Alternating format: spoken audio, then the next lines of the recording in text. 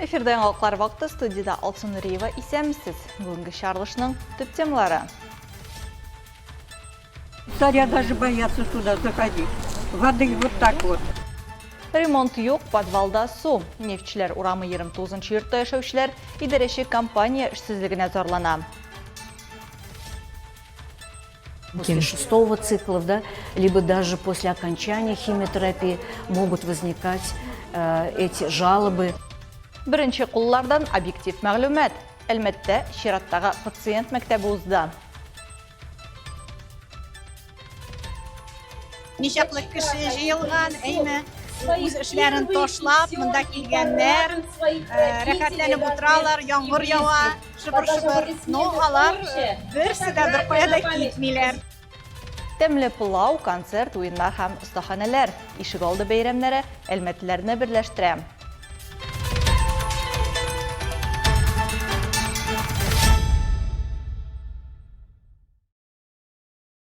Су басқан подвал, җимерелгән подъездлар һәм ишлә башлаган бина. Нефтчеләр урамдагы 29 йортта яшәүчеләр проблемаларның тулы исемлеге белән безнең телекомпаниягә мөрәҗәгать иттеләр.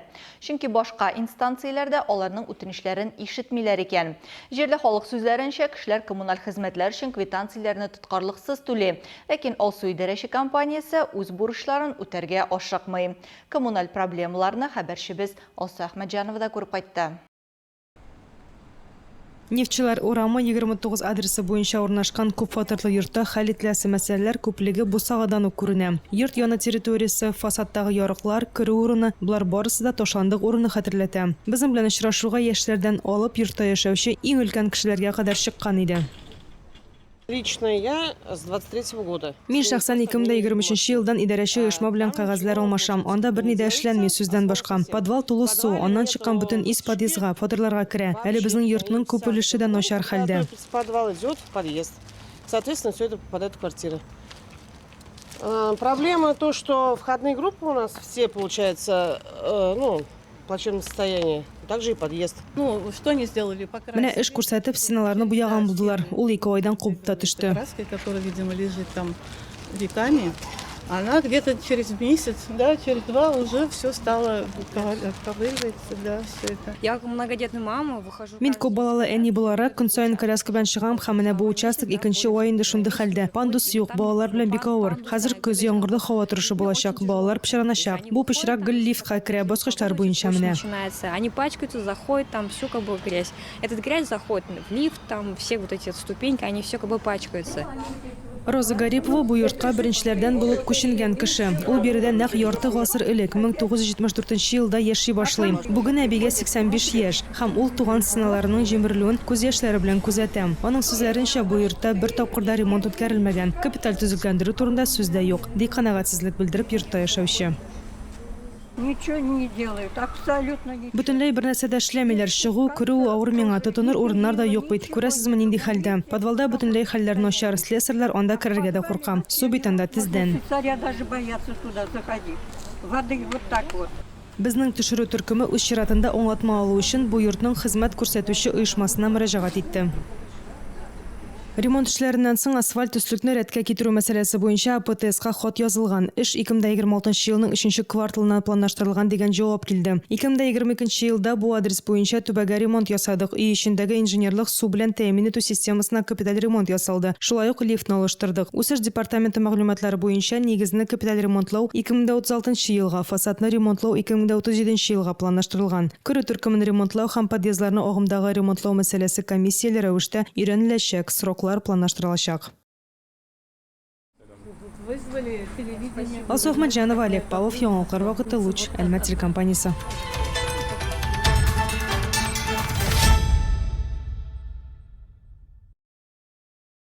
Төзүчеләр проспекты 6, 10 һәм 16 йортлар ишегаллары безнең Ишегалды Республика программасы ярдәмендә яңартылды.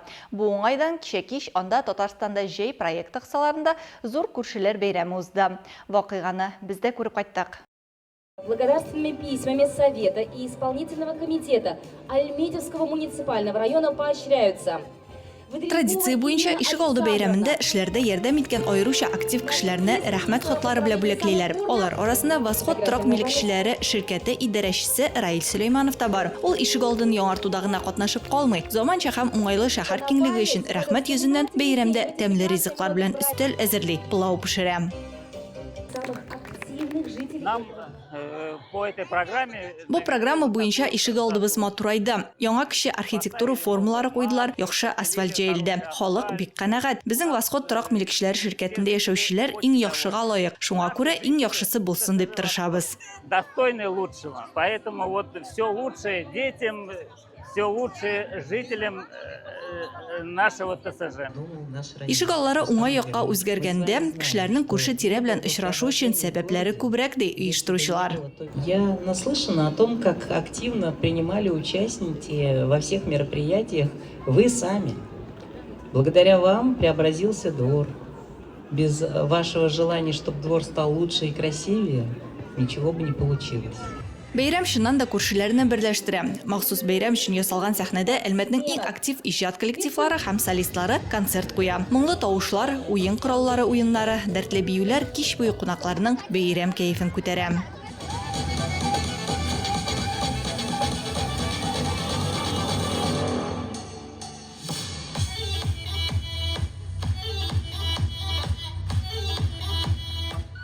Активлык сәхнәдә генә түгел, аның тирәсендә дә оештырылды. Балалар һәм өлкәннәр өчен интерактив мәйданчыклар эшләде. Спорт ярышлары һәм эстафеталар интеллектуаль уеннар белән алышынды. Иҗади остаханәләр төрле яшьтәге балаларның игътибарын җәлеп итте.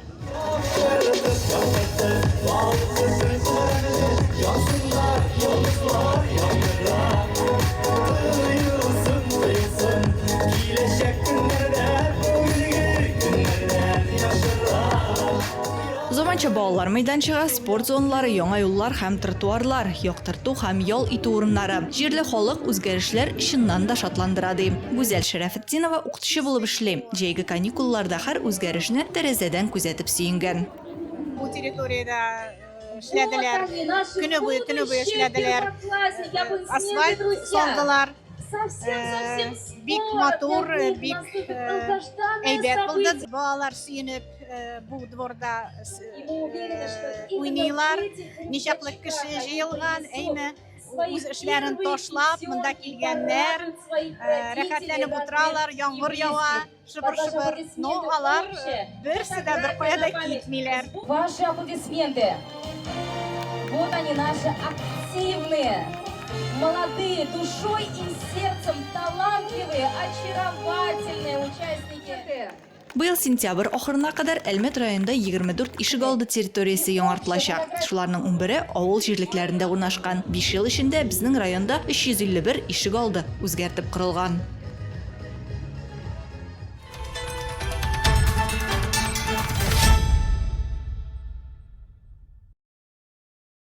Онкология үзәгендә чираттагы пациент мәктәбе узды. Бу юлы табиблар белән очрашу химиотерапия үткән кешеләрнең күпчелеге очрашкан периферик нейропатия темасына багышланды.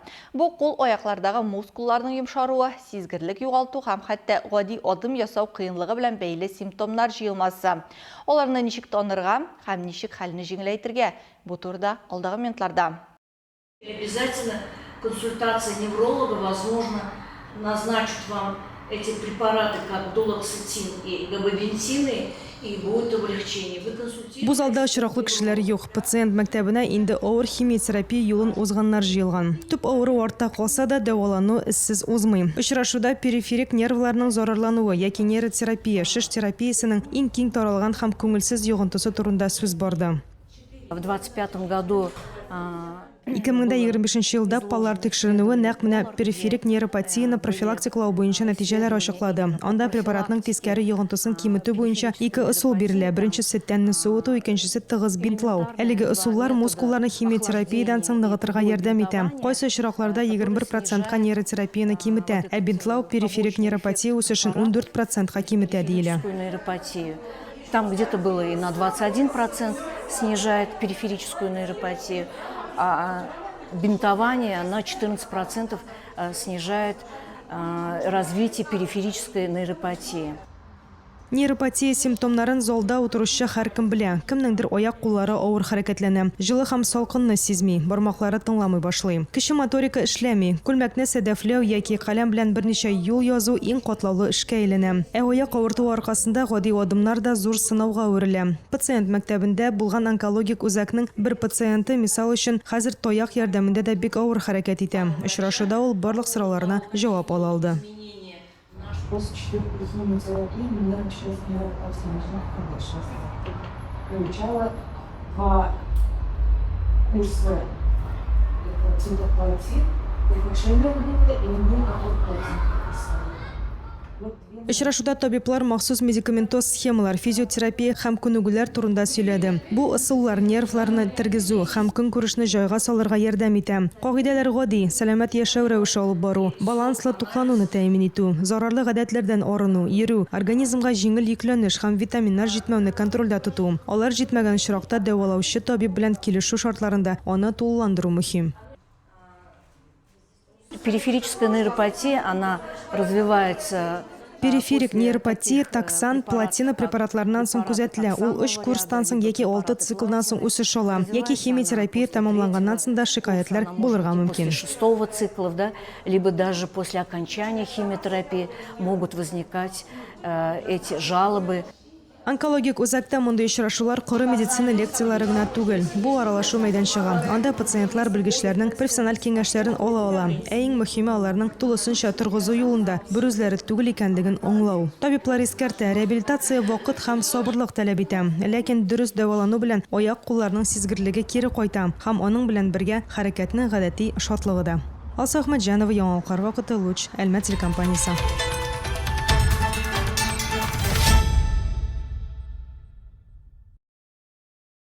Uzun ömürнең сире сәламәт булу да дип белгечләр. Үз сәламәтлеген турында кайгырту еш кына эш көннәре һәм үй мәшәкатьләре аркасында икенче планга күчә. Әмма үз организмыңа читтән карауның гади һәм бушлай ысулы бар. Әлбәттә, бөтен илдәге кебек үк диспансеризация программасы эшли. Ел саен диярлек ул яңа мөмкинлекләр белән тулыландырыла. Мисал өчен, агымдагы елда шәһәр халкы гадәти анализлар тапшырып кына калмыйча, узын гомернең төп күрсәткечләренең берсен начар һәм яхшы холестерин балансында бәяли ала. Рассказывайте жалобы какие? С утра 3-й день давление учил за 200. Анкета тутыру, куркыныч факторлар буенча консультация, буй, авырлык, кан басымын үлчәү, кан анализлары. Диспансерлаштыру шуннан башлана. Василий – экскаватор машинисты. Утырып эшләү аркасында аны аркасы һәм аяклары авырта. Гадәттә, ел башында ук тикшерү узарга тырыша. Я, например, с вахты приезжаю, с 3-го, 4-го, вот. Даже не жду, когда эти каникулы новогодние проходят. Чтоб не забыть, проходим. И все проходят. Да.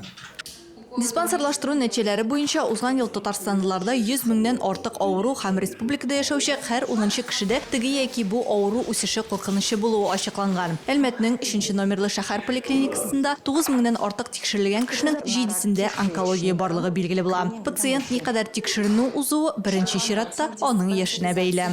40 яшьтән соң диспансеризация вакытында уза торган процедуралар саны арта. Тикшеренүләргә шәклек яман шешенә скрининг, маммография һәм иратлар өчен онкоскрининг өстәлә. Кира Лазутина, медицина көллияте студенты. Келіп чыгу куркынычлы факторларын ачыклау инде барлыкка килгән авыруны дәвалауга караганда җиңелрәк һәм эшсезрәк ди ул. Это все нужно проходить, даже обычный осмотр кожи тоже это важно. Все, то есть полость рта и так далее. Всегда нужно, как и в детское проходила каждый раз, и сама индивидуально. Потому что я сама переживаю за себя, паникую, и сейчас прохожу тоже. Как для профилактики, так и просто узнать, есть ли у меня какие-то проблемы или нет со здоровьем. Агымдагы елда гомуми медицина иминияты буенча диспансерлаштыру программасына липид профиленә бәя өстәлә. Хәзер табиб холестеринның гомуми дәрәҗәсен түгел, ә яхшы һәм начар липопротеиннар санын бәяли. Бу йөрәк кан тамырлары авырулары үсеше куркынычын түгелрәк бәяләргә, пациентка иң кулай терапия сайларга яки аны өстәмә тикшерүгә тар белгечкә җибәрергә мөмкинлек бирә. Долгие годы считалось, что причиной Узак еллар атеросклерозның сәбәбе гомуми холестерин дип саналды. Ләкин хәзер гомуми холестеринга гына түгел, әнәк менә липид профиле гомуми холестеринның составына карарга кирәклеге ачыкланды. Диспансерлаштыру вакытында бу анализны тапшырырга һәм кешедә кайсы холестеринның күбрәк булуын билгеләргә мөмкинлек бар. этот анализ и определить, что он повышено у человека. Диспансерлаштыруны эш көннәрендә генә түгел, шимбә көнне дә узарга мөмкин. Үзегез беркетелгән поликлиникада тиреш чират буенча да алдан телефоннан язылып та үтеп була. Ел башыннан бирле Әлмәт районында 22 меңнән артык кеше диспансерлаштыру узган.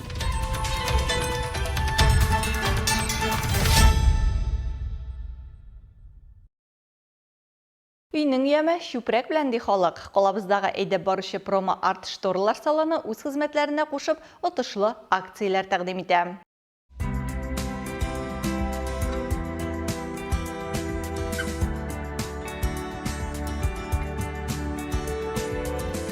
Интерьерны үзгәртергә телисезме? Промо арт штор салоны сезгә һичшиксез ярдәм итәчәк. Гади тәрәзәне үз йортыгызның стильле акцентына әйләндерү өчен промо арт салоны осталарына ышаныгыз. Алар төгәл белә. Пәрдәләр текстиль генә түгел, ә бөтен киңлеккә кәеф бирүче мөһим деталь дип белгечләр. У нас есть такая услуга, как выезд дизайнера на дом.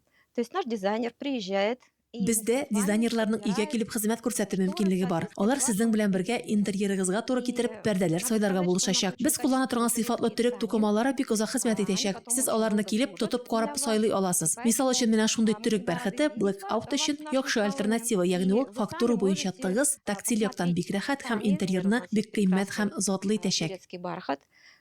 Он альтернатива очень хорошая для Blackout, то есть он плотный по фактуре, тактильно очень приятный и смотрится в интерьере очень дорого и солидно.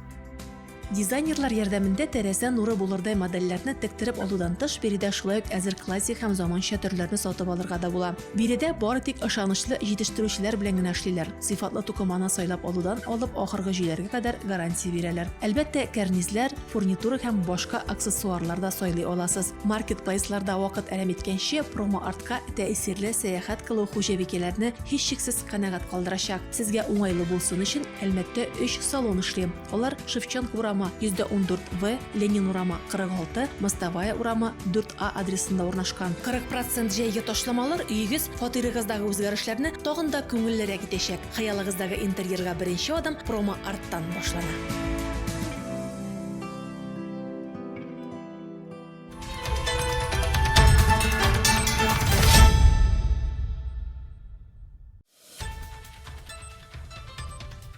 Хөрмәтле тамашачыларыбыз, яңалыклар чыгарылышының туры трансляциясын сез ВКонтакте социаль челтәренә кереп, Луч Әлмәт төркемендә сәгать кичке 7дә карый аласыз. Безнең иң кызыклы сюжетларыбыз да рәсми аккаунтларыбызда урнаштырыла. Бүгенге чыгарылышта шулар иде. Мин Алсынуриева һәм монтаж операторы Динара Гайнетдинова сезнең белән саубуллашабыз. Исән-имин булыгыз.